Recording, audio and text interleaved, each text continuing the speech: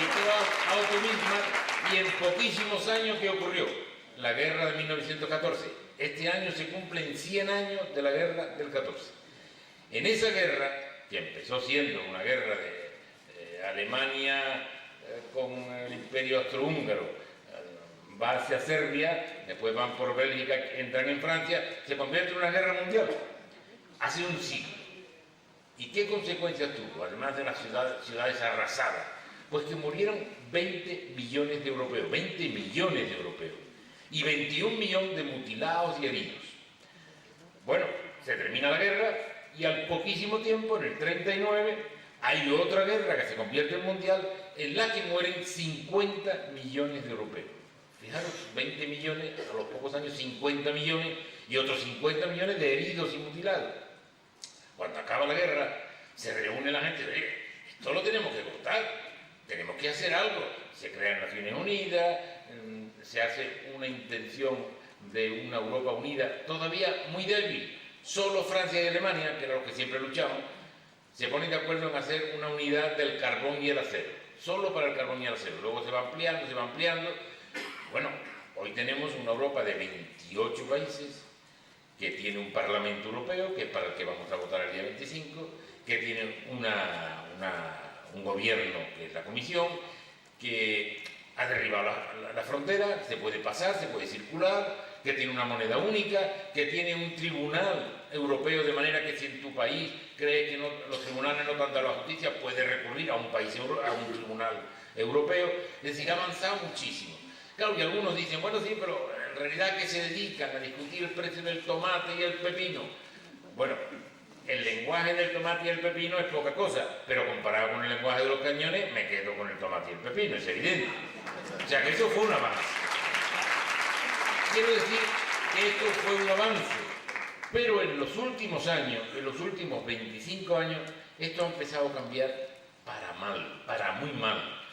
Porque al compás que se iban haciendo todas estas operaciones, esta evolución, al compás, el capitalismo ha evolucionado. Y ha evolucionado desde un capitalismo que era de producción, los capitales se dedicaban a los talleres, las fábricas, a producir, y recibían unos beneficios. En los años 60 todavía, de todo lo que recibían el capitalismo del mundo, el 67% procedía de la producción, de las fábricas, y el 10% procedía de las finanzas, de las operaciones financieras. En el último año que se conoce, en el año 2005, el 65% procede de las finanzas y el 12% de la industria. Es decir, que los grandes capitalistas del mundo se han dado cuenta que ganan muchísimo más dinero cambiando estampitas, es decir, engañando a la gente, vendiendo lo que llaman paquetes de hipotecas, por ejemplo. Se lo venden, los paquetes de hipoteca de aquí se los venden a Shanghái, el de Shanghái se los vende al Líbano, y ahí van dando golpes por aquí y por allí, y en medio gente que va poniendo la mano. Y el hecho es que ahora a los grandes grupos financieros internacionales ya no le interesa la producción, solo le interesan las finanzas, porque ganan muchísimo más y no tienen que pelear con sindicatos, con los trabajadores, en fin, se quedan ellos muchísimo mejor. Y esta operación es la que ha hecho que Europa esté hoy en una situación crítica, porque los dirigentes europeos, la inmensa mayoría, muy conservadores, muy de derecha, entre ellos el que tenemos aquí, ¿sabéis? Este de la barba blanca y el pelo negro, que no sé qué se dará en la barba, qué se dará en la barba, el pelo tan negro y la barba blanca, algo se dará en la barba. Bueno, pues estos dirigentes han decidido que esa política es la que debe imperar en Europa, y le han entregado la llave de la economía europea a los grupos financieros norteamericanos y a las agencias de calificación. Un grupo de gente que se reúne en una oficina y dice, España hoy le vamos a quitar una A, ahora le ponemos una B. Le bajan, valemos menos dinero y nos cuesta mucho más dinero tener el crédito, y lo deciden un grupo de personas que además son los que tienen, los grupos financieros son los que invierten. Entonces, vamos a bajarle un poquito, compramos, luego cuando suban vendemos, y esta es la operación continua. Entonces, contra esto tenemos que luchar. Y cualquier persona, desde luego si es socialista, pero aunque no sea perteneciente a ningún grupo socialista, cualquier persona humanista, cualquier persona de corazón caliente, tiene que darse cuenta que no puede perder la oportunidad de cambiar el rumbo de Europa. Y la podemos cambiar, se puede cambiar en muy pocos días, el domingo próximo. Claro que tiene que ganar el grupo socialista en el Parlamento Europeo, porque allí hay varios grupos, pero hay dos que pueden ganar, evidentemente. El grupo socialista de los 28 países, socialistas de 28 países, que lleva a Martin Schulz como candidato, que es un tipo que yo conozco bien, fue librero como yo, es amigo y tiene cultura, no tiene superioridad sobre los demás, ¿eh? Eso no, él tiene cultura. Bueno pues cualquier demócrata, cualquier humanista, sabe que no puede apoyar a esas fuerzas eurófobas que han salido. Fuerzas que dicen, Europa hay que deshacerla, porque están viniendo de otras partes y nos están quitando todo. Esos que dicen, la barca está llena, ya no caben más, son como Noé.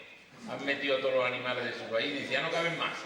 Entonces, se niegan a que lleguen gente de otro lugar, de otros países, bien europeos, bien africanos, son los que más les molesta.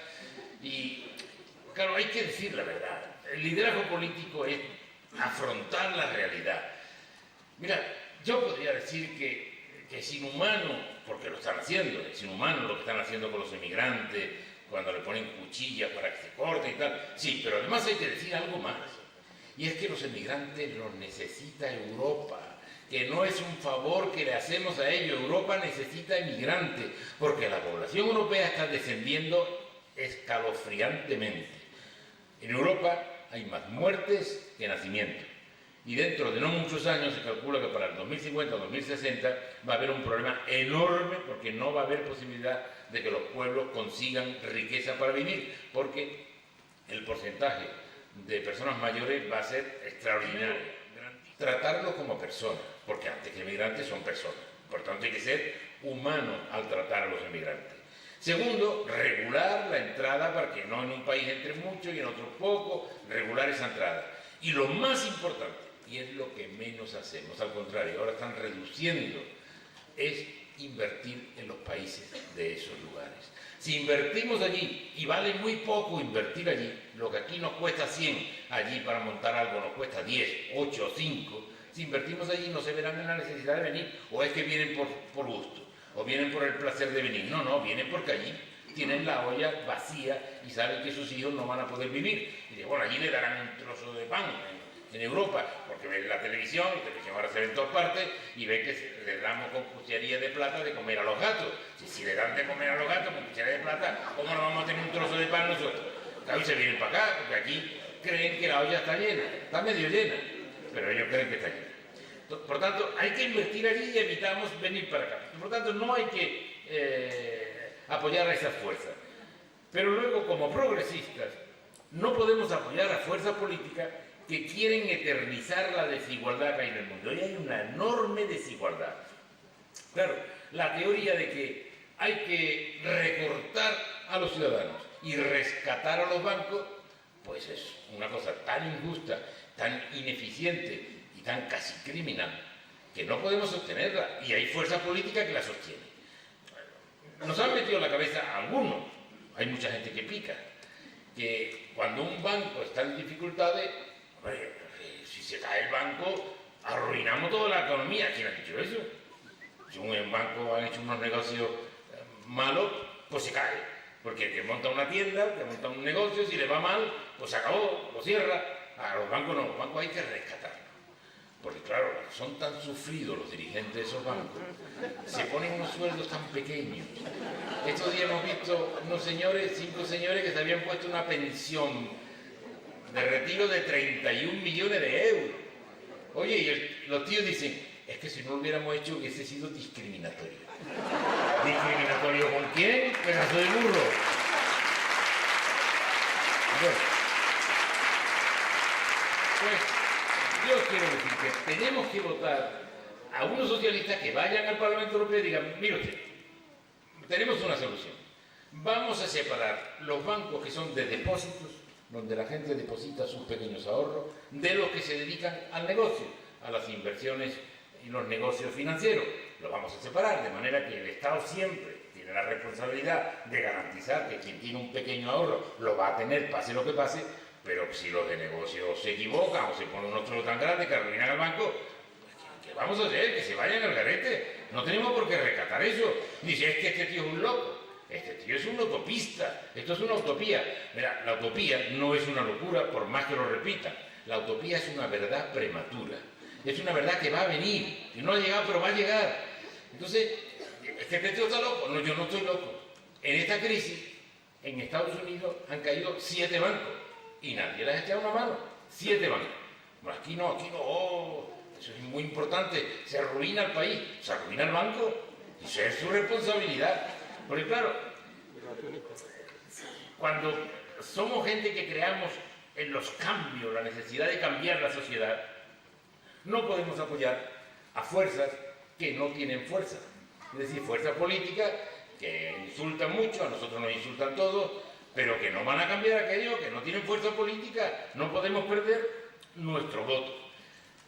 Bueno, de los intereses de España todavía no se han enterado. Este es un Parlamento Europeo para la construcción europea, que es otra elección después de la que hay aquí para las cosas de España. Pues nada, ellos siguen con su cosa de que ellos son los que mandan. Y claro, ahora mismo, ¿quién manda de verdad?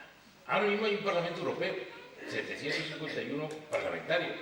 Pero ¿quién manda más? ¿Los 751 o el director del Banco Central Europeo, el señor Draghi? Manda más Draghi, manda un empleado, porque ese no ha sido elegido por nadie, lo han contratado con un sueldo que no quiero ni marearme, la cifra del sueldo. Entonces, eso es lo que tenemos nosotros que cambiar.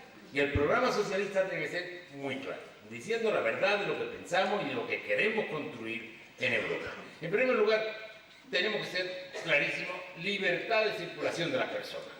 No puede ser que el dinero circule por internet y las personas en patera. Tiene que haber libertad, una regulación, pero con libertad.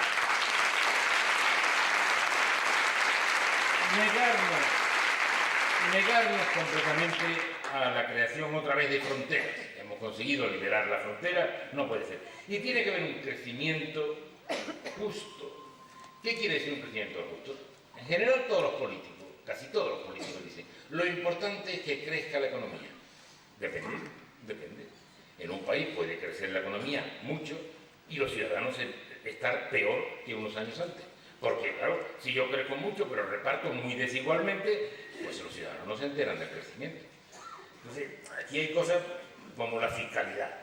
En España hay una fiscalidad que es progresiva, pero luego hay unas exenciones, unas bonificaciones, que un trabajador, pues, generalmente, si tiene que hacer la declaración de Hacienda, va a un amigo o va a Hacienda que se lo haga, pero la gente rica tiene despacho de abogados fiscales importantes que le dice, yo te voy a decir lo que vamos a quitar esto por aquí, tú, mira, tú tienes un piso, no lo pongas a tu nombre, ponlo a nombre de la empresa de la que tú eres dueño y así lo alquilas y tú pagas, no pagas por la propiedad, sino solo por el alquiler, que no hay dinero, en fin, que si quitáramos de un plumazo todas las bonificaciones que hay, serían el 30% más de recaudación.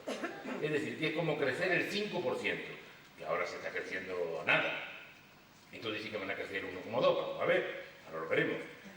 Bueno, pues necesitamos hacer que Europa marche hacia la igualdad. No digo todos iguales, cuartelarios, pero hombre, es que en este momento en Europa el 1% de los europeos tiene el 25% de la riqueza y el 50% de los europeos tiene el 5%. El 1, el 25, el 50, el 5. Esto además de injusto, es que esto no puede durar. Es que esto hay que cambiarlo porque va a explotar por algún lado. Cuando la mitad de la población europea tiene solo el 5% de la riqueza y un 1% tiene el 25%. Entonces, hay medidas que tenemos que defender en el Parlamento Europeo. Por ejemplo, vamos a poner un impuesto chiquitito, muy chiquitito, a las grandes fortunas, al 1% ese que tiene el 25%. Solo el 1%. El 99% de los europeos no están afectados. Solo los de arriba, muy arriba. Y le ponemos un impuesto sobre su patrimonio del 1%. Solo del 1%. No estoy hablando de poner un 5, ni un 10, ni como hizo Roosevelt en la crisis en Norteamérica, le puso un 63%. A los 2 años le pareció que aquello era y le puso un 71%. Bueno, fijaros que es que aquí nos cuentan patrañas. En Estados Unidos, la cima, la cumbre del capitalismo, el impuesto sobre las grandes fortunas nunca ha bajado del 70% hasta que llegó Ronald Reagan, claro, el que empezó a desregularlo todo junto a la Thatcher y todo el mundo a copiarlo, y algunos socialistas incluso picaban, caían. Bueno, pues solo con el 1%, al 1% de la población, solo con eso se recauda cada año más que el presupuesto total de la Comisión Europea, que recauda 145.000, y con este 1% recaudaríamos 175.000. Fijaros si los problemas de los recortes no pudieran resolverse si hubiera voluntad, que no la hay. Y para que haya voluntad, tiene que haber una mayoría que no puede ser la que ha habido hasta ahora. Tiene que haber una mayoría socialista, socialdemócrata, democrática. Y luego hay que luchar contra el fraude fiscal. Es verdad que el fraude fiscal en Europa se calcula en 1 billón con B de euros. En España en 70.000 millones. Y hay algunos dicen, bueno, tenemos que luchar contra los paraísos fiscales. No hay que luchar contra los paraísos fiscales, hay que abolirlos, hay que cerrarlos. Y se cierra,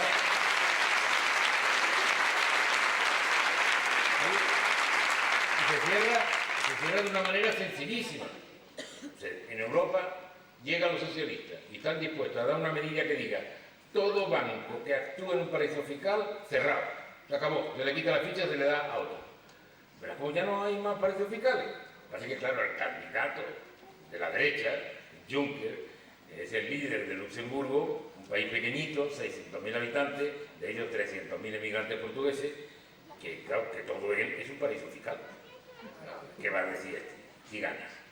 Que va a ampliar todavía. Y hay 1/3 de la riqueza del mundo en paraísos fiscales que no pagan impuestos para subvenir las necesidades de la gente. Y como eso hay otras muchísimas cosas que hacer, porque en España, sabéis que las sociedades, las empresas, cotizan, pagan un 25% nominal. El efectivo son 7%. Miren la bonificación y tal. Pero nominal 25%. Y en Estados Unidos, 40%. Pero esto es el mundo al revés. Allí el 40, aquí el 25. Tenemos que cambiar eso. Y no el efectivo del 7, sino el efectivo del 25, del 30 o del 40%. Sabéis que aquí hay una sociedad de inversión de capital variable que llaman SICAV, que pagan el 1%. O sea, el trabajador más humilde tiene que pagar el 14%. Y estos inversores de grandes fortunas pagan el 1%. ¿Y eso por qué? Oye, porque aquí no se les sube. Porque si subes aquí a la SICAV, a los inversores, se pasan al país de al lado, que pagan el 1%. Bueno, eso es verdad, es una buena justificación, pero yo tengo la fórmula. Nos vamos a Europa, hacemos una ley que diga que todas las SICAV pagan al 30% y ya no se pueden fugar al de al lado, ya todos pagan lo mismo. Eso es lo que tenemos que hacer los socialistas. Todos estos recortes que causan dolor en la gente, recortes en la dependencia, en la enseñanza, en la sanidad, todos estos recortes dicen que es para evitar el déficit. Vale, de acuerdo. ¿Y el déficit por qué dice? Porque los intereses de la deuda es el renglón más importante. Nos gastamos miles de millones en los intereses de la deuda. ¿Por qué? Pues porque a los estados que tienen que asistir a las necesidades de la gente humilde le cobran el 5, el 6 y hasta el 11 y el 12% de los préstamos. Y sin embargo a los bancos, el Banco Central Europeo se lo da al 1%. Pero hombre, ¿por qué no se le da a usted a los estados al 1%? Y siempre aparece un listo de estos derechos. No, porque el reglamento del Banco Central Europeo no permite entregar préstamos directamente a los estados. Que yo, nos sentamos y lo cambiamos. En una mañana lo cambiamos. ¿Pero qué es esto? En Estados Unidos, es más, en Estados Unidos le dan a los bancos al 0,01. Yo propiciaría por aquí una cosa así, ¿eh? A los estados el 0,01, no a los bancos. Y resolveríamos muchísimas cosas de las que están causando dolor en la gente. Y luego está el problema más importante. En Europa hay en este momento 127 millones en la pobreza, que viven en la pobreza. Y 27 millones de personas en paro, de ellos 6 millones en España. De los 6 millones, solo 2 reciben el subsidio de desempleo. El subsidio que había llegado al 70%, ahora está en el 33%. Pero claro, son gente que se aprovechan, como dijo aquel político. Si esto del paro es para irse a jugar al dominó no quieren trabajar, se van a jugar dominó al bar. Eso lo decía un político que vive en el Hotel Palace de Madrid. O sea que tiene las cosas tiene que ser. Bueno, pues el paro yo creo que es el problema más importante que tenemos. ¿Y esto cómo se resuelve? Hombre, generalmente los políticos se ponen muy contentos cuando dicen hemos subido un poco el empleo, el desempleo ha bajado un 1%, un 0,5%. En agosto estaban muy contentos estos del PP porque dicen que había conseguido crear 31 puestos de trabajo. Hay 6 millones, la vida entera. Entonces, esto no tiene más solución a la vista de un socialista como yo que el reparto del tiempo disponible. El tiempo de trabajo disponible es el que hay. Si no lo repartimos, esto no va a tener solución. Y yo voy a decir una cosa que muchos dirán, se ha vuelto loco. No me he vuelto loco. Es la realidad. Tenemos que ir a una jornada laboral de 4 días a la semana, 32 horas de trabajo. Y dije, pero bueno, ¿qué dices? Que el viernes no vamos a trabajar. Y cuando yo era pequeño, a mí me dicen que el sábado no iba a trabajar nadie y no me lo hubiera creído. Porque esa es la utopía. Luchar por conseguir las cosas que se mejoren. Yo cuando era más joven, ahora soy siendo muy joven, como veis, decía Matilde hace un momento, tienes que decir que yo ya soy una persona mayor. ¿Qué dices? Yo estoy muy joven, estoy en mi quinta juventud ya. Bueno, no sé lo que iba a decir. ¿Ves? Los paréntesis, pero me acordaré que... ¡Plan Marshall! No, ya estaba con lo del paro, sí. Sí, la utopía, sí. La utopía, yo soy un utopista. 4 días y 32 horas. Sí. Muchas gracias por apuntarme, soy muy buena apuntadora, pero yo iba por otro camino. Vamos a ver. Ahora, lo que quiero decir es que la política sin ideales no es política, es contabilidad social. Y a mí no me gusta que me gobiernen contables. Yo quiero gente que tenga proyectos, que tenga ideales, que quiera cambiar las cosas, porque para administrar ya lo va a hacer la derecha. Yo quiero cambiar, transformar, eliminar cosas que son injustas, eliminar desigualdades, ir a la igualdad de las personas. La igualdad, se ha dicho aquí, entre hombre y mujer, claro que sí, pero no solo entre hombre y mujer, porque algunos dicen es que yo quiero que la hija del albañil tenga los mismos derechos que el hijo del albañil, ¿de acuerdo? Y la hija del propietario, del constructor, los mismos derechos que el hijo, sí. Claro, pero yo quiero que el hijo y la hija del albañil tengan los mismos derechos que el hijo y la hija del constructor, que es otra igualdad mucho más importante, que sean iguales entre ellos, iguales en las clases sociales, que tengan las mismas oportunidades, y aquí ahora no lo tienen. Los jóvenes les suben las tasas universitarias, algunos no lo pueden pagar, les reducen las becas, no pueden seguir estudiando. Entonces dicen, vamos a Alemania a buscar trabajo. Oye, como tengas 3 meses allí, te quitamos el seguro médico. Ya no puede ir. Es una persecución. En lugar de ayudar a la gente, persiguen a la gente.